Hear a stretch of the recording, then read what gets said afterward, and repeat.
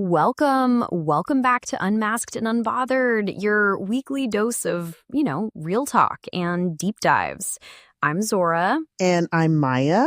And today we're actually tackling a topic that hits really close to home for so many of us, especially as Black women. Absolutely.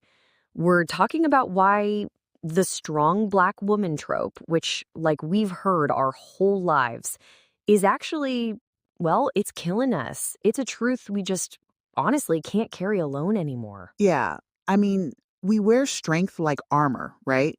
Not because we necessarily want to, but because we've been told generation after generation that we have no choice.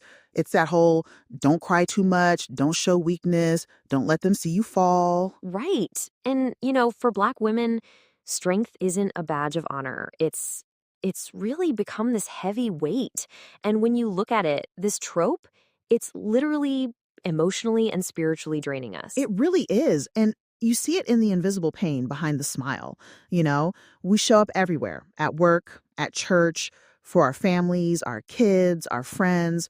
We're making meals, paying bills, sitting in hospital rooms, holding everyone else together. Oh, exactly. Even when we're falling apart ourselves. But then someone asks, how are you doing? And what do we say? I'm good, because that's what we're expected to say. We suffer in silence because vulnerability is just perceived as weakness, and weakness is a luxury society just doesn't offer us. It's so true.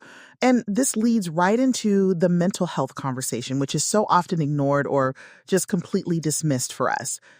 Did you know Black women are less likely to receive mental health treatment, even though we're disproportionately impacted by anxiety, depression, and trauma? It's infuriating because then when we do speak up, it's like you're met with, oh, you're strong, you'll be fine, or just pray about it, or, the classic, other people have it worse. I mean, these statements, they don't heal, they just dismiss your pain. They really do. And it's not just mental health, it's even medical bias. The healthcare system, it's just not designed to believe Black women when we say we're in pain. We're more likely to be misdiagnosed, ignored, or just not offered proper treatment. It's this direct result of the myth that we're tougher and can handle more pain. It's not just unfair, it's fatal. It truly is.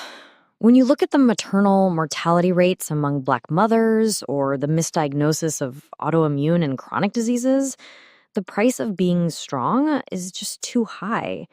And then there's the whole burden of being everything to everyone. In our communities, we're the providers, the protectors, the caregivers, the emotional anchors. And we do so much of it out of love, obviously, but the expectation that we must be everything without rest or help is toxic. There's a difference between resilience and overextension. One builds strength, the other it steals your soul. Exactly. And let's not forget the emotional labor of fighting racism and sexism and stereotypes every single day. I mean, it's exhausting. So what's the alternative, right? If we're saying this is killing us, what do we do? The radical truth is we don't have to be strong all the time. We deserve softness. We deserve rest, grace, boundaries. We deserve to cry, to break, to heal.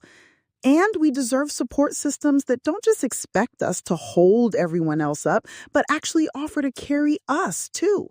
Yeah, we need permission to be soft without judgment or shame. We need mental health support that is culturally informed and accessible. And a community, not an expectation, right? Let's stop applauding burnout. And seriously, rest without guilt. Rest is resistance. Rest is reparations. And, representation that reflects our complexity, not just the superhero trope. Right. So, being strong helped us survive, absolutely, but survival is no longer the goal. We are more than our resilience. We are more than our trauma. We are worthy of healing, softness, and joy. So next time someone calls you so strong, really ask yourself, at what cost? Powerful question, Maya. That's all for this episode of Unmasked and Unbothered.